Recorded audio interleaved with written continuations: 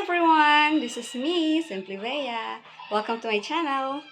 So today, andito po ako sa bahay ng nanay ko kasi magluluto ako ng spaghetti kasi birthday ng Kuya Edsel ko.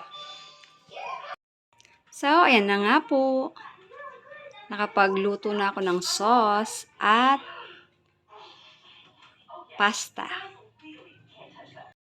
Ayan, yung pasta. Luto niya, yung sauce. Sarap. May gatas kasi yan, kaya ganyan yung kulay niya. So, ngayon, ihalo ko na siya. So, ayan na guys. Nahalo ko na siya. Tapos na ang aking spaghetti. Cheesy spaghetti.